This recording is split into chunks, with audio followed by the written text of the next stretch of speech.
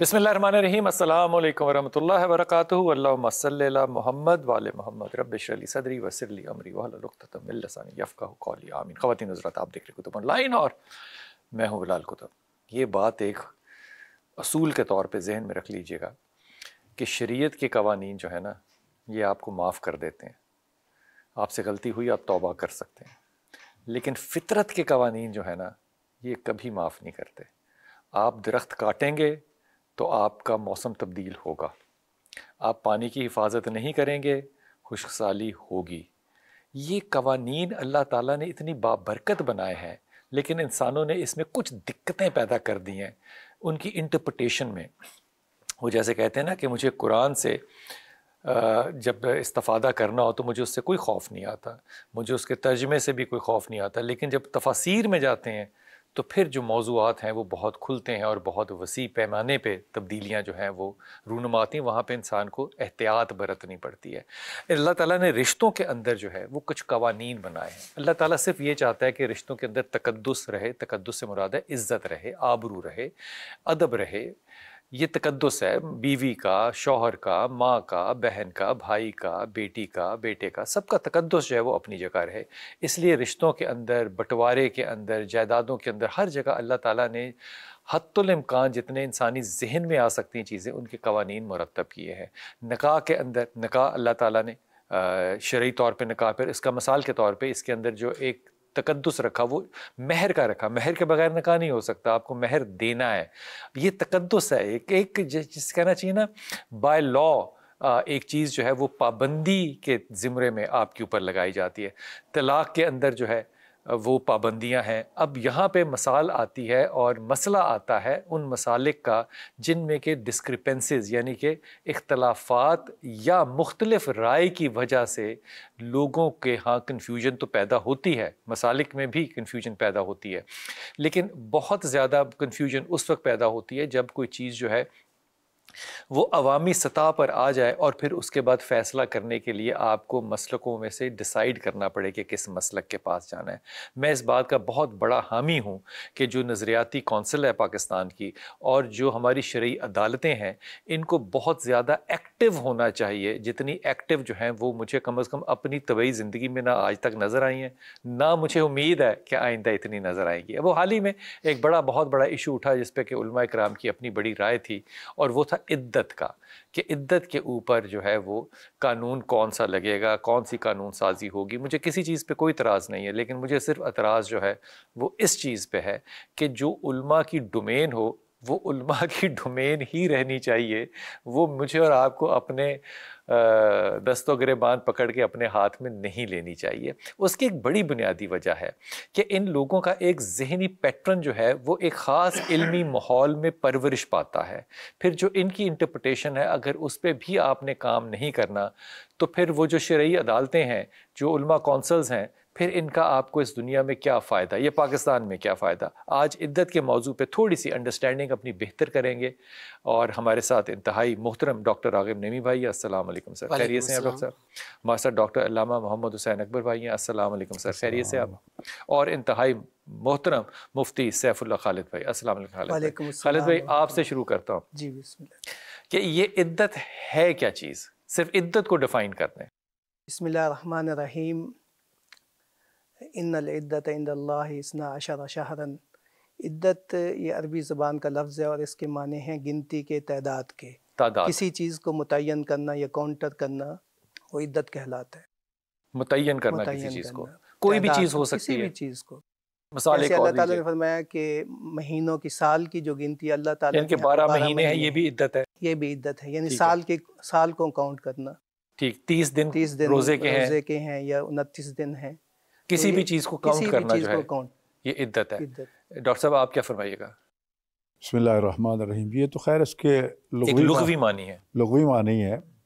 اصطلاحی طور پر میں سمجھتا ہوں کہ اس پہ اجماع ہے تمام مسالک کا کہ عدت جو ہے عورت کے لیے کہ جسے طلاق دی جائے تو اس طلاق کے بعد وہ مخصوص ایام، کیونکہ عدت کی اقسام ہیں تو اس اقسام کے حوالے سے کیا نام ہے، طلاق کی اقسام ہے تو عدت کی بھی اس میں اقسام ہیں۔ اچھا. تو اس حوالے سے وہ چند دن جو شریعت نے مقرر کیے ہیں وہ اس حوالے سے گزارنا کہ اگر وہ حاملہ ہے تو حمل سامنے آ جائے, اگر حاملہ نہیں ہے تو سامنے آ جائے, اور دوسرا یہ ہے کہ نطفہ جو ہے وہ دوسرے مرد کا اس میں مکس نہ ہو, اس کے تحفظ کے لیے یہ دن مقرر کیے گئے ہیں جس کو عدت کہا گیا. ٹھیک ہے ڈاکٹر صاحب آپ فرمائیے گا عدت ہے کیا؟ ایک تو لغوی معنی آ گئے کہ یہ کاؤنٹ کرنے کے ہیں. دیکھیے 2 لفظ ہیں جو کہ عدت کی وضاحت کے لیے یا عدت کے علت کے لیے ہم بیان کرتے ہیں. ایک استبراء رحم, کلیئرٹی آف پریگنینسی, اور دوسرا ہے حفظ نسب, جو نسب کا تعین کرنا, نسب کی حفاظت. اس شریعت میں نسب کی حفاظت بڑی اہم چیز ہے. جس طرح حفظ عزت ہے, انسان کی عزت کو سیکرٹ خیال کیا جاتا ہے, اسی طریقے سے بچے کے نسب کا تعین اسلام بڑا اس کو اہمیت دیتا ہے. تو یہ 2 بنیادی چیزیں اس کے اندر آتی ہیں. اور عدت فی نفس ہی ہم کہیں کہ شریعت کے اعتبار سے وہ خاص مدت, وہ خاص ایام جن میں عورت کو پابند کیا گیا ہے کہ وہ نکاح نہیں کرے گی, طلاق ہونے کے بعد. اللہ کے رسول نے تو پیغام دینے پہ بھی منع فرمایا, پیغام دینے پہ بھی منع کیا ہے کہ وہ طلاق کہ اس مدت کے اندر وہ اپنے آپ کو محصور رکھے گی, اور اس مدت میں وہ کسی بھی قسم کا پیغام نکاح قبول نہیں کرے گی, نکاح نہیں کرے گی, تاکہ اس کی یہ مدت اختتام پذیر نہ ہو جائے. ٹھیک ہو گیا. مفتی صاحب عدت کسی اور مثال کے طور پہ طلاق ہے, اگر خلا ہے تو اس کی مدت کتنی ہے؟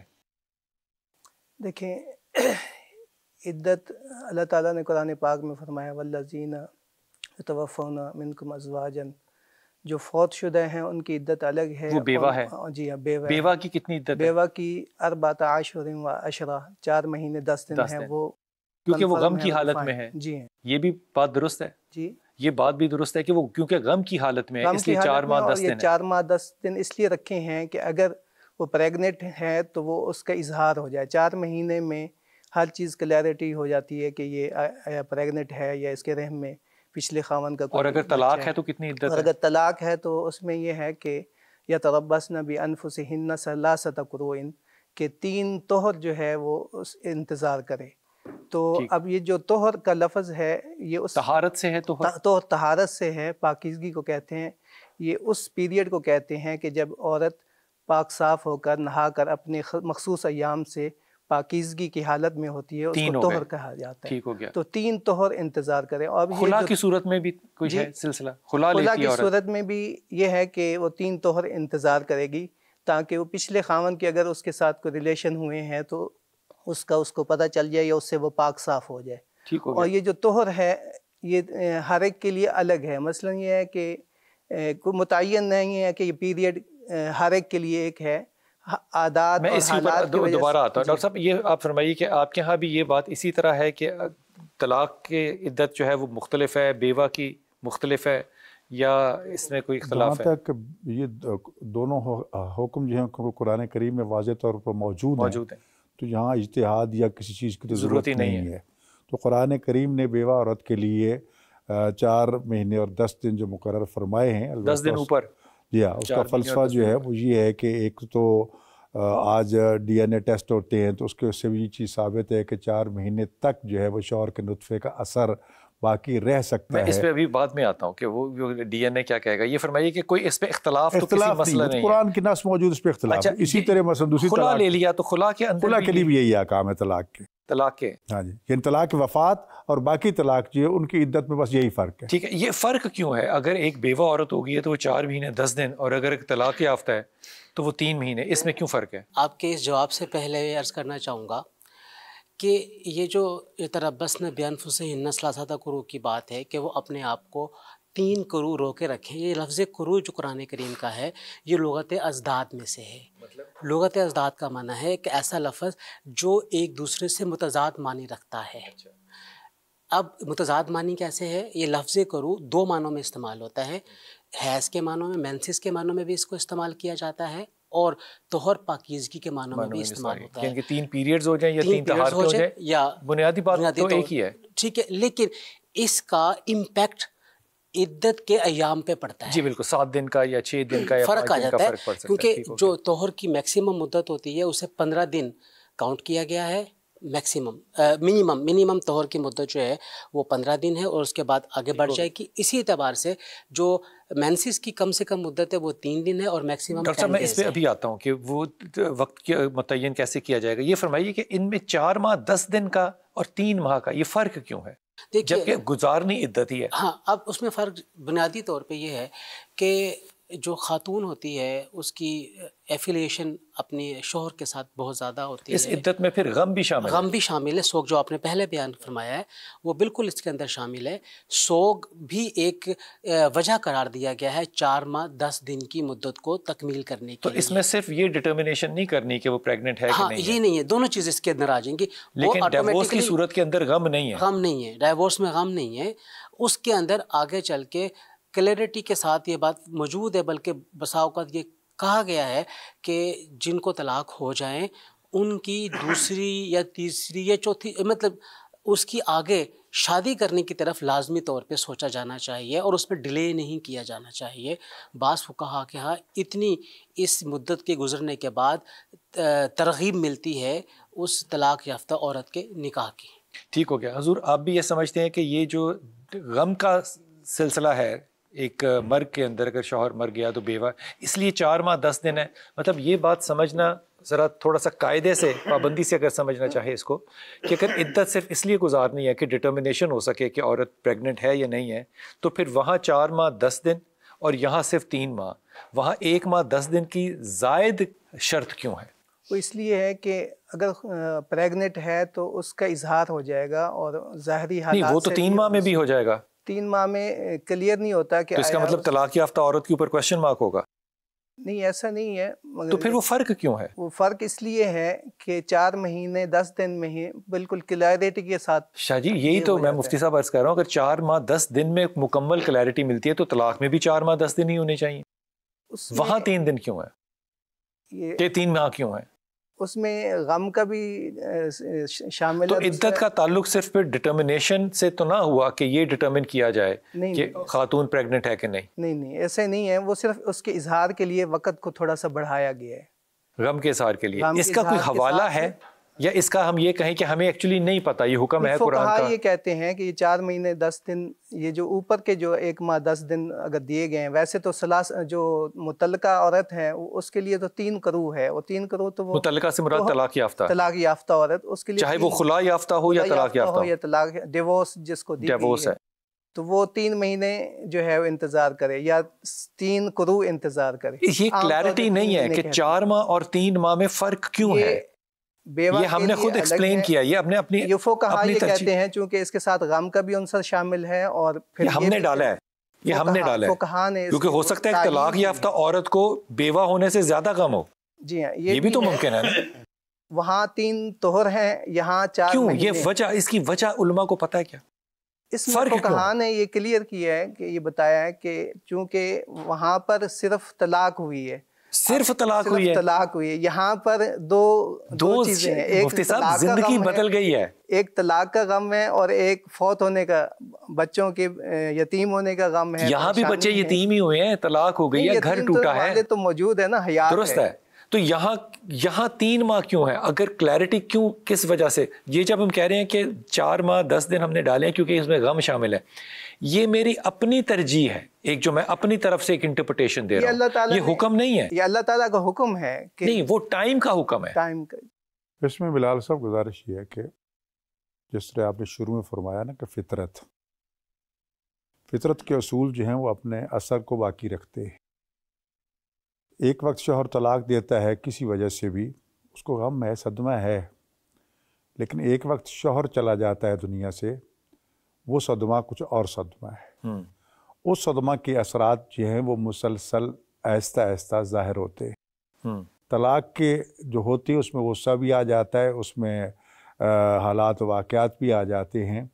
اس وجہ سے, اور یہی وجہ ہے کہ فقہی احکام کے حوالے سے عام طلاق ہوتی عورت کو تو اس کے لیے کوئی بھی ممانعت نہیں ہے کہ گھر سے باہر جائے, کوئی بھی ممانعت نہیں ہے کہ فاخرہ لباس پہنے, کوئی بھی ممانعت نہیں ہے کہ وہ لیکن جہاں طلاق آ جاتی ہے, طلاق وفات یا عدت وفات آ جاتی ہے, تو وہاں اس کے لیے حکم ہے کہ فاخرہ لباس نہیں پہننا, زیورات نہیں پہننے. یہ حکم جو ہے یہ قرآن کا تو نہیں، فقہ کا حکم ہے، فقہ کا حکم ہے، قانون کا انٹرپریٹیشن ہے. قرآن ایک ہی ہے نا، قرآن فقہ جو لی گئی قرآن سے لی گئی ہے نا، یا حدیث نبوی فقہ تو لوگوں نے مختلف بنائی ہے نا اپنی اپنی مسالک اور عقائد کے بارے میں. نہیں بنائی نہیں، فقہ نام جو ہے وہ مطلق دین کا فہم ہے. اب آگے رہ کے فقہاء کے مختلف ہو بھی سکتا ہے، وہ ہماری اصطلاحات ہے. اصل بنیاد مبنا جو ہے وہ قرآن و سنت ہے. ٹھیک، اصل مبنا قرآن و سنت ہے. اگر ہمارے پاس احادیث نبویہ یا ائمہ معصومین علیہ السلام کے فرامین نہ ہوں تو ہمارے پاس کچھ بھی نہیں ہے. ٹھیک، میں ایک چھوٹا سا وقفہ لے کے واپس آتا ہوں، اسی بحث کو دوبارہ سے شروع کرتے ہیں. یہ فیصلہ کریں ڈاکٹر صاحب، اس بات کو ذرا ایکسپلین کیجیے گا کہ آپ فرما رہے ہیں کہ مرنے کا غم جو ہے وہ زیادہ ہے، طلاق کا غم جو ہے وہ کم ہے، اس لیے فقہ کے اندر یعنی کہ لا کی جو انٹرپریٹیشن ہے اس میں 4 ماہ 10 دن اور 3 ماہ، یہ ایکسپلینیشن آپ دے رہے ہیں، یہ کہنا چاہ رہے ہیں؟ دیکھیں میں عرض کروں کیونکہ بات چل رہی تھی کہ وجہ کیا ہے، وجوہات جو ہیں. جہاں عام طلاق کے حوالے سے شریعت نے یہ نہیں کہا کہ عورت گھر سے باہر نہ جائے. ٹھیک، عام طلاق میں نہیں کہا کہ عورت زیور نہ پہنے. ٹھیک، عورت جب وہ اپنے آپ کو، فقہ نے یہ نہیں کہا، شریعت نے کہا، فقہ نے نہیں کہا جی. لیکن طلاق وفات میں جو عدت وفات ہے اس میں کہا گیا کہ نہیں آپ نے گھر سے باہر بھی نہیں جانا.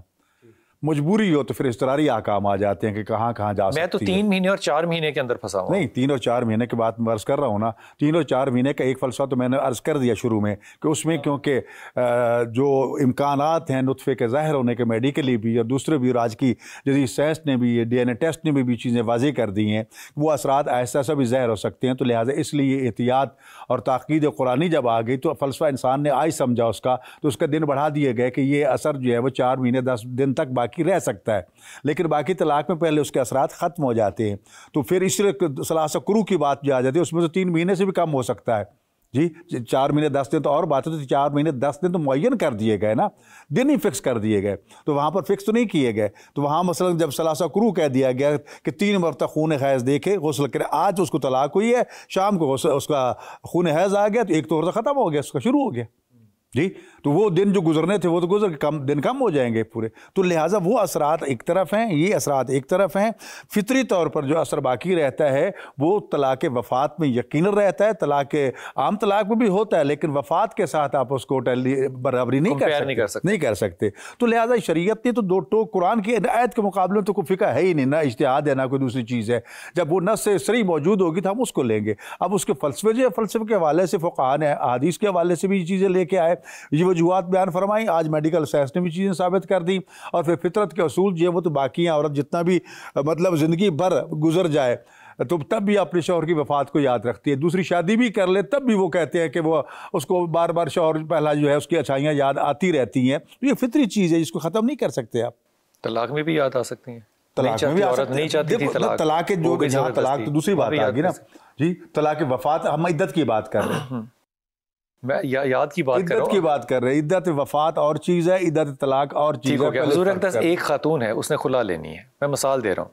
اب وہ 6-7 مہینے سے سال سے جو ہے وہ الگ ہو کے بیٹھی ہوئی ہے، اپنے ماں باپ کے گھر آئی ہوئی ہے. اس کے بعد وہ خلا اپلائی کرتی ہے اور اس کو 3 ماہ میں خلا ہو جاتا ہے. اب اس کے اوپر بھی عدت لگے گی کیا، جبکہ 9 ماہ یہ گزار چکی ہے؟ جب خلا متعین ہوگا، جس وقت سے خلا کا فیصلہ ہوگا اس وقت کے بعد سے اس کی عدت کا تعین کیا جائے گا. کیا یہی اصول جو ہے یہ اس نکاح پہ بھی لگ سکتا ہے جس پہ کہ رخصتی ہوئی نہیں؟ جس نکاح کے اوپر رخصتی نہیں ہوئی ہے اس کے لیے عدت اور ہے، اس کے لیے فرق آ جاتی ہے.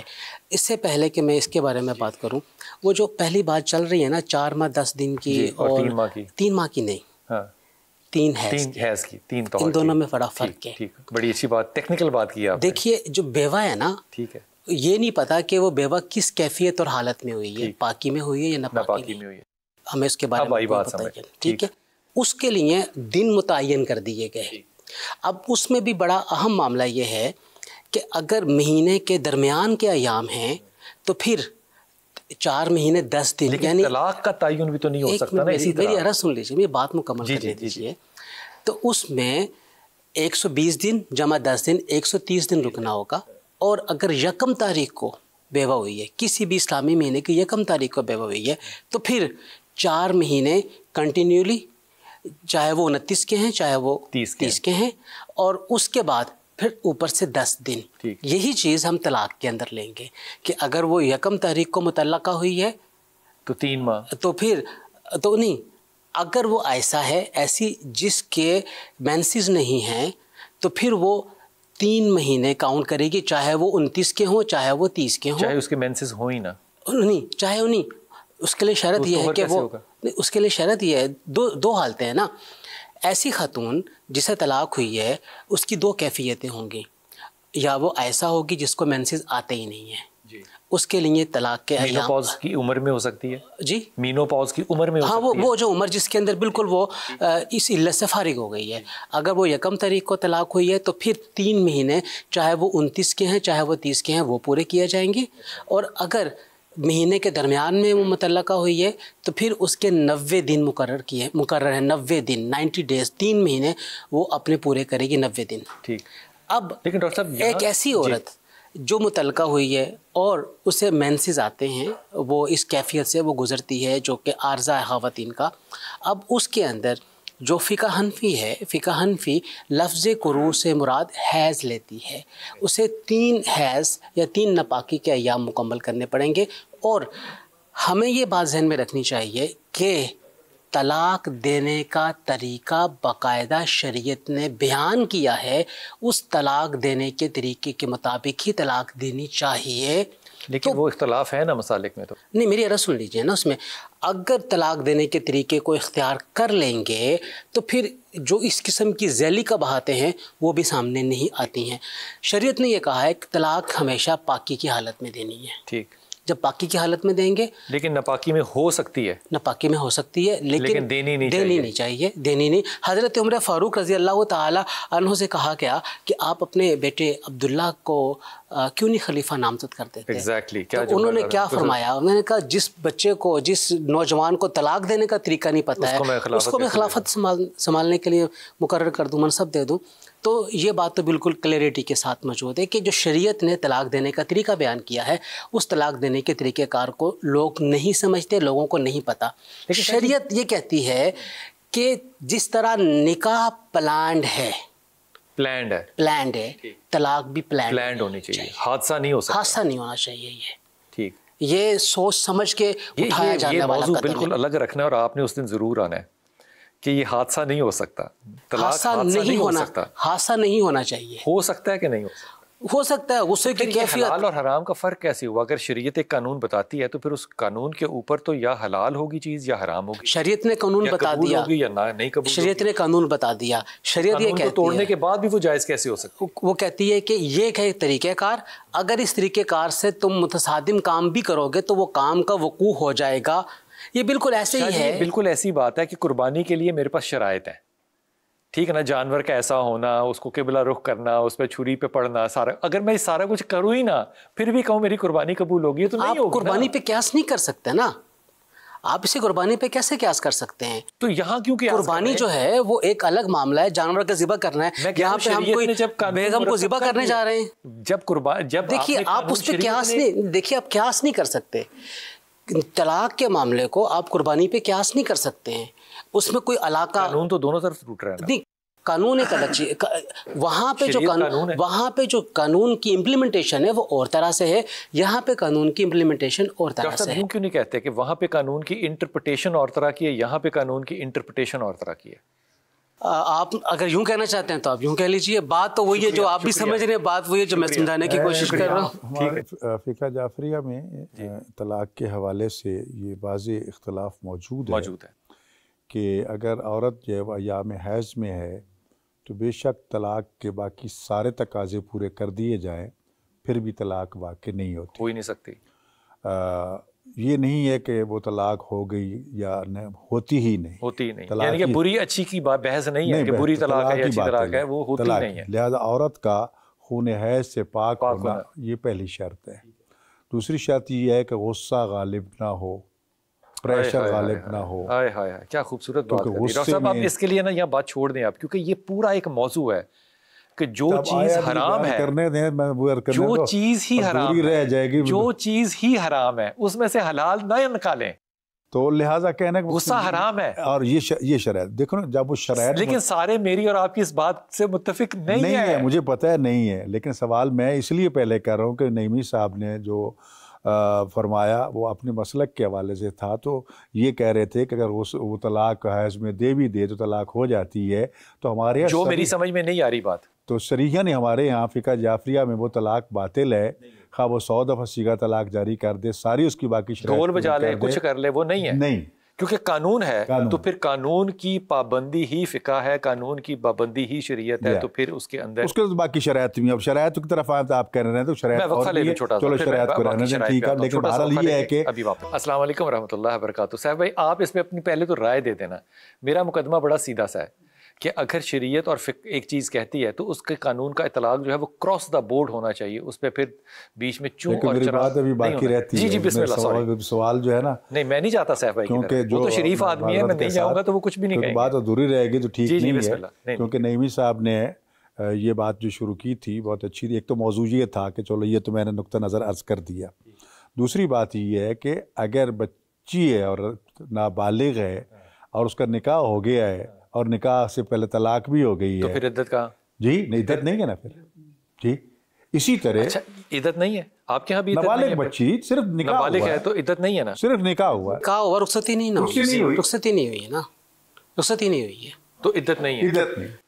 تو اچھا وہ خاتون پھر جس کو پیریڈز ہی نہیں آتے، جو مینو پوز میں ہے، پھر اس پہ عدت کیوں ہے؟ وہ بھی بالکل ایسی ہے؟ نہیں، اس میں دو چیزیں، جی دوسری چیز ہے یا ایسا کہ عورت اس عمر کو پہنچ جائے کہ اس کے بعد اس کے لیے امکان ہی نہ ہو کہ وہ اولاد پیدا کر سکے، جی ٹھیک ہے، تو اس کے لیے بھی یہی حکم ہے کہ طلاق اگر اس سے ہو جائے تو اس کی عدت نہیں ہے۔ آپ فرمارے عدت ہے؟ ان کے دیکھیے مسالک کا درمیان کا جو حصہ ہے، مسالک کا اختلاف، درمیان میں اب تیسری قسم آ جاتی ہے کہ وہ عورت جس کو حیض نہیں آتا لیکن اس کی عمر 9 سال سے لے کر مثلا 50 سال یا 60 سال جو یا ایسا کہ عمر بیان کی گئی کہ صحیح آزادی ہے تو 60 سال کے بعد یہ ایسا ہوگی، اور اسی طرح نبطی قبیلہ سے ہے تو 60 سال کے بعد یہ ایسا ہوگی، اور باقی قبائل سے ہے تو 50 سال کے بعد یہ ایسا ہو سکتی ہے۔ تو یہ احکام فقہی جو بیان کیے اس سے بہت سے احکام ساقط ہو جاتے ہیں۔ اب اس تفصیل احتیاط ایک الگ چیز ہے لیکن احکام کا ساقط ہونا اور چیز ہے۔ اب یہ ہے کہ جب ایسی کیفیت میں آ جاتی ہے تو وہ طلاق عدت کا سلسلہ جو وہ ختم ہو جاتا ہے، لیکن اس کے علاوہ باقی ایام اور عورت کو حیض نہیں آتا جی، تو اس کے لیے وہ پھر وہ دن پورے گنے جائیں گے، پھر حیض کو نہیں دیکھا جائے گا، طلاق اس کے لیے عدت وہ ضروری ہے، اس کی اور کیفیات ہو سکتی ہیں شاید ہماری سمجھ سے باہر ہوں یا شریعت نے بیان کی ہم تک نہ پہنچی ہوں۔ قانون جو ہے وہ قانون ہے۔ سیف بھائی آپ کی طرف آ رہا ہوں، ایک خاتون جو ہے، میں اس بات کو سمجھنا چاہ رہا ہوں، اب یہاں پہ 2 باتیں آ گئیں، ان دونوں باتوں کو آپ نے مد نظر رکھنا ہے۔ ایک وہ خاتون جو کہ مینوپاز کی حالت میں اس عمر میں ہے کہ وہ اولاد کو آگے جنریٹ نہیں کر سکتی، تو اس کے اوپر قانون کیا لگ رہا ہے۔ دوسری طرف یہ کہ ایک بچی جو ہے اس کا نکاح ہوا ہے لیکن اس کو طلاق ہو گئی اور وہ ابھی بالغ بھی نہیں ہے، تو اس کے اوپر جو طلاق ہے عدت کا اور ہے۔ اب یہ تیسری صورت جو ہے وہ میں آپ کو ہدیتاً پیش کر رہا ہوں، جو کہ میں نے پہلے پیش کی ڈاکٹر صاحب کو، کہ ایک خاتون جو ہے وہ 3 سال سے جدا ہے اپنے خاوند سے اور اس کے بعد وہ خلا اپلائی کر دیتی ہے، پھر اس پہ قانون 3 ماہ کا کیوں لگ رہا ہے؟ جب یہاں یہ چھوٹ ہے تو اس بیچاری کو چھوٹ کیوں نہیں ہے؟ قرآن پاک میں جو یہ عدت کا ذکر ہے وہ صراحتاً ہے، اس میں کوئی قید نہیں ہے کہ یہ اس کے لیے مخصوص ہے۔ والمطلقات یتربصن بانفسہن، نہیں یہاں پہ غیر جو بالغ نہیں ہے اس کے لیے قانون تو نہیں متعین نا، یہ تو ہم نے سوچا ہے نا۔ طلاق یافتہ عورتیں انتظار کریں 3 قروء، 3 قروء۔ اب اس میں یہ ہے کہ جو نابالغ بچی ہے، طلاق شدہ عورتیں، تو پھر یہ بالغ اور نابالغ کا تو قصہ ختم کر دینا چاہیے۔ اب یہ ہے کہ ایک ہے نکاح، ایک ہے نکاح مال رخصت، یعنی کہ رخصت ہو کر اپنے گھر میں چلی گئی، نکاح ہی ہے، صرف نکاح، اصل تو نکاح ہے، لیکن یہ ہے کہ نابالغ ہے یا ابھی اس کی رخصتی نہیں ہوئی تو وہ اس کے لیے عدت نہیں ہے۔ یہ ہماری ازمپشن ہے نا کہ رخصتی نہیں ہوئی کیونکہ میاں بیوی کا ملاپ نہیں ہوا، اسی لیے کہہ رہے ہیں نا۔ تو وہاں جو 3 سال سے عورت جدا ہے وہاں بھی نہیں ہوا، اب اس میں قانون اس پہ کیوں نہیں لگتا اور اس پہ کیوں لگتا ہے؟ اب دیکھیں جی، اگر کسی نے طلاق بائنہ دی ہے تو اور پہلا شوہر اس نے طلاق بائنہ دے دیا، اب وہ چاہتا ہے کہ اس سے دوبارہ نکاح کرنا، تو عدت میں وہ نکاح کر سکتا ہے، طلاق بائنہ پر بھی ہو سکتا ہے۔ تو اس لیے رجوع کر لے گا، رجوع یہ ایک طلاق رجی اور ہے اور طلاق بائنہ اور ہے۔ طلاق رجی وہ ہے جس میں اختیار ہوتا ہے کہ وہ واپس، اگر وہ رجوع کر لے تو نکاح کرنا پڑے گا؟ نہیں، 2 چیزیں، ایک ہے نکاح کرنا پڑے گا جب وہ عدت پوری کر لے، تھوڑا سا میں پہلی طلاق کے بعد، مجھے آپ اجازت دیں گے۔ ایک ہے طلاق رجی، رجی میں یہ ہے کہ اختیار ہے، رجوع کرنے کا اختیار ہے، ایسی طلاق جس میں واپسی کا اس کو خاوند کو اختیار ہے، اس کو طلاق رجی کہتے ہیں۔ 2 صورتوں میں ہو سکتی ہے۔ اچھا، ایک 3 ماہ کے اندر، اچھا دوسری ایک سیکنڈ میں ایکسپلین کر لینا، ایک 3 ماہ کے اندر تو پھر اس کو نکاح کی ضرورت نہیں ہے، جی ہاں، ایک 3 ماہ کے بعد اب نکاح کی ضرورت ہے، یہ دونوں رجوع ہیں۔ ایسا ہی ہے نا. اچھا یہ تھی طلاق رجعی کی بات. اگر طلاق بائنہ دی یعنی کہ اس نے ساری طلاقیں دے دی. نہیں 3 طلاقیں نہیں دی, طلاق بائنہ دی. طلاق بائنہ اس کو کہتے ہیں کہ جس میں صراحتاً ذکر نہ ہو طلاق کا. مثلاً کہتا ہے کہ یہ حرام ہے یا تم اس سے چلی جائے, یا یہ بھی یہ اشارہ یا کنایہ میں جس اشارہ یا کنایہ میں جو الفاظ بولے جائیں گے, کہے جائے میں نہیں رہنا چاہتا تمہارے ساتھ, طلاق ہے. یہ بھی اس طرح کے ملتے جلتے الفاظ جو اشارتاً کنایتاً یہ مجھ پر حرام ہے, یہ فارغ ہے, تو یہ بھی طلاق ہی کنسیڈر ہوں گے. کیسے ہو سکتا ہے؟ یہ اس کو طلاق بائنہ کنسیڈر ہو. تو چلی جا یہاں سے, میں نہیں رہنا چاہتا تیرے ساتھ, تو مجھ پر حرام ہے یا آج سے تو فارغ ہے اور میرے اوپر حرام ہے. استعمال نہیں ہوا. یہ اشارتاً کنایتاً یہ بھی طلاق ہی کے زمرے میں آتا ہے. اس کو فقہاء نے طلاق ہی نیتاً نہیں ہے سیف بھائی, اس کو طلاق ہی کنسیڈر کیا ہے. کیوں کنسیڈر کریں گے طلاق؟ یہ طلاق ہے موضوع نہیں ہے, یہ موضوع ہم بعد میں رکھیں گے, الگ رکھیں گے. مجھے فرمائیے کہ ایک میں اسی بات کی طرف آتا ہوں, اسی بات کی, اگر کسی نے طلاق بائنہ دی ہے, یہ ایک فقہاء نے طلاق دی ہے, طلاق بائنہ غیر شرعی ہے, یعنی کہ شریعت میں رہتے ہوئے طلاق احسن نہیں دی, شریعت سے ہٹ کر طلاق بائنہ کا حکم, تو غیر شرعی طلاق کیسے ہو سکتی ہے؟ طلاق کئی اقسام ہے, ایک طلاق مغلظہ ہے, طلاق بائنہ ہے, طلاق رجعی ہے. ان کا کوئی ذکر نہیں. طلاق کی مختلف حالات ہیں طلاق دینے کے. تو اگر طلاق بائنہ ہے تو وہ جدا ہو گئی ہے, اور اب اس کے بعد سے مراد طلاق بائنہ وہ طلاق جس میں طلاق کا صراحتاً ذکر نہ ہو, اشارتاً یا کنایتاً ایسے الفاظ بولے جائیں جو یعنی کہ وہ علیحدگی ہی کو دیتے ہیں, ڈیفائن کرتے ہیں. بدل جائے گا بالکل. اس پر عدت نہیں ہے بلال بھائی, اس پر عدت نہیں ہے. پہلے خاوند اگر وہ چاہتا ہے کہ اب وہ اشارتاً طلاق دے دوں تو عدت نہیں ہے. اشارتاً کنایتاً اس نے طلاق بائنہ دی ہے, اب وہ چاہتا ہے کہ میں اس سے دوبارہ, تو ڈائریکٹ نکاح ہوگا, عدت میں بھی نکاح کر سکتا ہے. ابھی نہیں چاہتا, چاہنے کو چھوڑ دیں سیف بھائی, اس میں نکاح دوبارہ کر سکتا ہے, عدت میں بھی کر سکتا ہے, بغیر عدت کے بھی کر سکتا ہے. ابھی اس بات کو چھوڑ دیں کہ وہ واپس آنا چاہتا ہے کہ نہیں, وہ رجوع کرنا چاہتا ہے کہ نہیں. وہ اس نے اشارتاً کہا ہے کہ تم میرے پہ حرام ہے, اب اس پہ عدت نہیں ہے. اس پر پہلے خاوند کے ساتھ اگر وہ چاہتا ہے کہ میں اب اس سے دوبارہ اس کے ساتھ مجھے آسانی سے نکاح کروں, تو عدت میں اس کو بلال بھائی میں دیکھیے تھوڑا سا نا الفاظ کے فرق کے ساتھ, طلاق کی 2 بنیادی قسمیں ہیں, طلاق کے صریح اور طلاق کے کنایہ. دونوں کو ایکسپلین کر دیں. صریح کا مطلب ہوتا ہے واضح طلاق. طلاق کے الفاظ بالکل واضح ہیں جس میں لفظ طلاق ہے. ٹھیک. طلاق کنایہ لفظ طلاق اس میں نہیں ہے, لیکن اشاروں کنایوں میں یا ایسے الفاظ جو کہ جدائی پر محمول کیے جا سکتے ہیں, یہ بھی طلاق ہوتی ہے نیت کے ساتھ. یا نہیں, نیت کا دار و مدار تو صرف اللہ ہی جانتا ہوگا نا. نہیں تو وہ شوہر بتائے گا نا اپنی نیت, اس کی کیا مراد ہے اس الفاظ کے کہنے کے ساتھ. اگر وہ لفظ ہی نہ, یہ موضوع ہی بالکل مختلف ہو گیا, تو وہ چلا گیا نا اس طرح بالکل کہ میں نے طلاق دیا کہ میرے دل میں طلاق ہے, تو نیت تو ہے اور سچ بول رہا ہے, تو پھر طلاق ہو جانی چاہیے. جب تک وہ طلاق کے لفظ کو, طلاق کو ڈاکٹر صاحب اتنا آسان نہ بنائیں, طلاق کے لفظ کو فعل ماضی یا فعل حال کے ساتھ جوڑے گا نہیں, اس وقت تک طلاق واقع نہیں. پہلے تو اس مزدور کو سمجھائیں نا ماضی اور حال. ماضی کا مطلب ہے جیسے کوئی شخص کہتا ہے, الف کہتا ہے اپنی بیگم بے کو میں نے تجھے طلاق دی, یہ ماضی میں ہے, یہ ماضی کہلاتا ہے, اس کو پاسٹ کہیں گے ہم.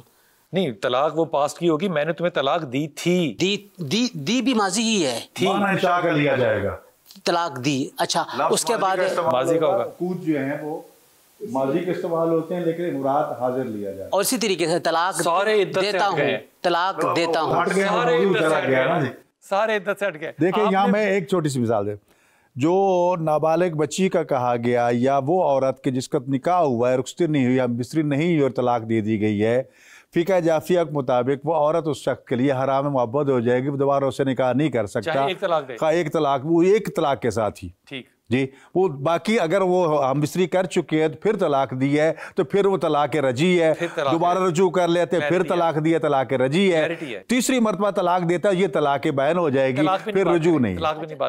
طلاق بائن میں اب بتاتا ہوں, طلاق بائن کیا ہے. کیوں طلاق پہ پھنس گئے ہیں سارے, وہ وہاں سے شروع ہو گئی نا بات. اب کلیئر نہیں, تو آپ یہاں پہ اس کو انکلیئر ختم کر کے نیا سوال شروع کر لیں. اب مجھے یہ بتائیں کہ اگر میں اس پہ پھنس گیا ہوں کسی صورت میں, مجھے یہ اصل بات ہو رہی تھی صاحب بھائی آپ سے کرنا ہے، آپ نے اس بات کا جواب. اصل مسئلہ یہ ہوا ہے کہ آپ نے نا عدت سے پہلے طلاق کا ذکر نہیں کیا، آپ نے عدت کا بیان شروع کروا دیا، حالانکہ عدت کب ہوتی ہے جب قوم کو سارے کو کنفیوز عدت نے کیا ہے، طلاق نے کنفیوز نہیں کیا. وقفہ لے کے واپس آتے. بسم اللہ الرحمن الرحیم. صاحب بھائی یہ فرمائیے کہ ایک خاتون جو ہے وہ گواہی دے رہی ہے اس بات کی کہ میں رضائی اس کی ماں ہوں، ٹھیک پہ اس پہ کچھ 7 8 4 5 گواہ تو نہیں چاہیے؟ نہیں، اس میں کسی قسم کا گواہ نہیں چاہیے، عورت کی شہادت کو قبول کیا جائے گا اس معاملے میں. الحمدللہ آپ نے عورت کو ایک مطلب توقیر دی، عزت دی. یہ دین اسلام اصول یہ ہے، دین اسلام اصول یہ ہے ہر ایسا معاملہ جس میں عورت خود فیصلہ کرنے والی ہے، اس میں اسی ہی کی گواہی کو معتبر سمجھا جائے گا. سینے پہ ہاتھ رکھ کے بالکل ایمانداری سے نیوٹرلٹی میں بات ہے. ایک عورت کہہ رہی ہے کہ میری عدت ہو گئی ہے، آپ کہہ رہے ہیں نہیں ہوئی. دیکھیں یہ کون سی شریعت ہے؟ نہیں، اس میں جو معاملات عورت کے ساتھ خاص ہیں، بینہا و بین اللہ، جو اللہ اور اس عورت کے درمیان، بندے اور اللہ کے درمیان ہے، تو اس کی شہادت کو جو ہے وہ اس کا اعتبار کیا جائے گا. اگر وہ کہتی ہے کہ میری عدت پوری ہو چکی ہے تو اس کو ماننا پڑے گا اور اس کو ایکسیپٹ کرنا پڑے گا، اور اس کی شہادت کہے کہ نہیں ہے. نہیں دیکھیں، مفتی اس وقت موجود تو نہیں ہے اس کے ہاں، ہمارے ہاں تو موجود ہے نا، عدالتوں میں جا کے گواہیاں دے رہے ہیں کہ جی نہیں یہ عورت کی گواہی نہیں ہے. ایسے نہیں، میں موجود تھا. ایسا نہیں ہے. اس میں کہنا چاہتا ہوں ضرور کہ سب سے پہلی بات تو یہ ہے کہ طلاق کے وقت فقہ جعفریہ میں گواہوں کا ہونا شرط ہے. اگر گواہ موجود نہیں بندی، نہیں، اگر وہ گواہ موجود نہیں ہے تو طلاق نہیں ہے. ٹھیک جی. سوال یہ ہے کہ پھر طلاق پہ آ گئے، کوئی موضوع آ رہا ہے. اب جب میں نے پہلے کہا ہے کہ تو عدت آئے گی نا. عدت طلاق کے بغیر ممکن ہی نہیں ہے نا. باقی ہوگی تو پھر عدت ہوگی. تو پہلے طلاق کو موضوع بنانا چاہیے تھا. یہ ہے کہ جو موضوع پوری قوم کے سامنے ہمارے سامنے زیر بحث ہے، اس میں گواہ پہلے گواہی کچھ دے رہے ہیں، پھر اپنی گواہی سے منحرف ہو رہے ہیں. گواہ معتبر نہیں ہے تو عورت کی گواہی پھر بھی کیوں نہیں مانتے؟ پھر عورت جو ہے، کیونکہ عورت اور شوہر جو آپس میں ہیں وہ بھی کہہ رہے ہیں کہ یہ عدت ہو چکی ہے. جی. اب ان کی بات کو سال بعد 6 مہینے بعد ٹھکرایا جا رہا ہے، تو میں سمجھتا ہوں کہ اس کے لیے ٹھکرانا قطعاً جائز نہیں ہے. وہ جب اعلان ہو چکا، سلسلہ ہو چکا، ساری دنیا کو پتہ چل چکا، تو 6 مہینے تک وہ دنیا سوئی رہی ہے کہ جس کے ہاں یہ سب کو، خاص طور اس کا سابقہ شوہر سویا رہا ہے کہ یہ طلاق ہوئی ہے کہ نہیں. اس کے بعد وہ جاگ رہا ہے. سارے علماء بھی سوئے رہے ہیں، علماء نے تو لکھ کے دیا، علماء نے تو کہہ دیا کہ طلاق ہو گئی ہے. جی. اب اگر کوئی اپنی مرضی سے اس کا شریعت کا ناک وہ موڑتا رہے تو موڑتا رہے، موم کی ناک بنا لے، جو کرا لے. اب ایسے تو نہیں ہے. جی. سوال تو اس وقت یہ ہے کہ جب عادل گواہ رکھے گئے تو گواہ جب گواہی دے رہے ہیں تو گواہوں کی گواہی کہاں جائے گی؟ عدت میں نکاح ہو سکتا ہے؟ نہیں ہو سکتا.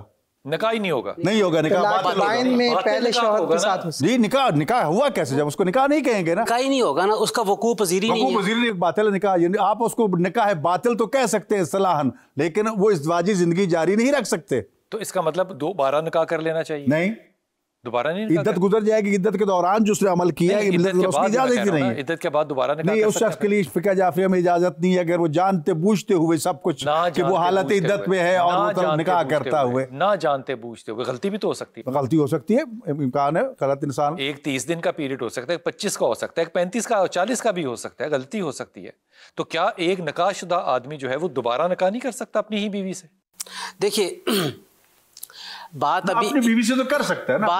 بات ابھی عدت کی چل رہی تھی، وہ نکاح کے اوپر آ گئی. آپ نے طلاق پہ نہیں لے کے گئے؟ نہیں تو دیکھیے، میں نے تو یہ عرض کیا تھا کہ طلاق پہلے ہوگی بعد میں عدت ہوگی. آپ نے طلاق کو چھوڑ کے عدت شروع کر لی، سارے شروع ہو گئے. ٹھیک ہو گیا. تو ہم تو واپس طلاق کی طرح لے کر آ رہے ہیں کہ پہلے طلاق کا وقوع تو کروائے نا، تو اس کے بعد عدت شروع ہو گئی نا. کسی اور پروگرام میں مجھے یہ فرما دیجئے کہ کیا عدت کا جو اطلاق ہے وہ ایک کم عمری کی بچی پہ نہیں ہوتا، اور اس کی وجہ یہ ہے کہ وہ حیض میں نہیں ہے، وہ نابالغ ہے.